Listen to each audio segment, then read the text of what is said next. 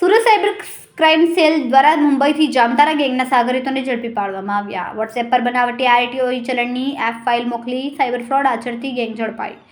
મુંબઈથી 2 આરોપીની ધરપકડ કરવામાં આવી.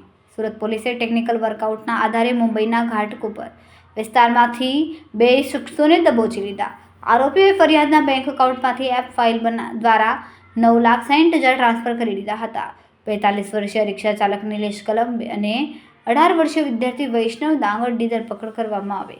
આરોપીઓએ યશ બેંકમાં ખાતું ખોલાવીને ફ્રોડના નાણાં ઉપાડીને કમિશન મેળવીને બાકીની રકમ મુખ્ય સૂત્રધારને પહોંચાડી. પકડાયેલ બંને આરોપીઓને કોર્ટમાં રજૂ કરીને 2 દિવસના પોલીસ રિમાન્ડ મેળવવામાં આવ્યા. પોલીસે અજાણ્યા વ્યક્તિ દ્વારા મોકલવામાં આવતી શંકાસ્પદ એપ ફાઇલ કે લિંક ઓપન ન કરવા અપીલ કરી છે.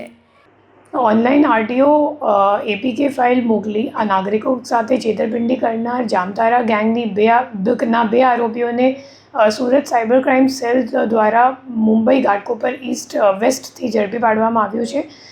બંને આરોપીઓનું નામ છે નિલેશ કલંબે અને વૈષ્ણવ ડાંગર. જે નિલેશ કલંબે છે એ પોતે રિક્ષા ડ્રાઈવર છે અને જે વૈષ્ણવ ડાંગર છે એ 18 વર્ષનો છોકરો છે જે અથાલ અભ્યાસ કરે છે અને નિલેશના છોકરાનું ભાઈબંધ છે. અને એ લોકોએ ભેગા મળીને પોતાનું અકાઉન્ટ ખોલાવીને પછી જે નાસ્તો કરતો આરોપી અલી જે જાતે જામતારાનું છે તો એમને એ લોકોએ પોતાનું અકાઉન્ટ આપી અને ફરિયાદી સાથે જે 9,60,000 રૂપિયાની છેતરપિંડી થઈ હતી એ તમામ અમાઉન્ટ પોતાના અકાઉન્ટમાં લઈને એમને વિડ્રો કરીને અલીને આપી દીધું અને પોતાનું કમિશન 40,000 જેટલા કમિશન એ લોકોએ બંને રાખીને પછી અલીને તમામ રોકડ આપીને આ કાંડ કર્યું છે. અને હાલ આપણી તપાસ જામતારાની ગેંગમાંના જે અન્ય આરોપીઓ છે એમને પકડવા માટેની ચાલુ છે. કેમેરામેન સેનિલ વિરાણી સાથે વિશાલ છેઠા, માનવ પ્રભા ન્યૂઝ, સુરત.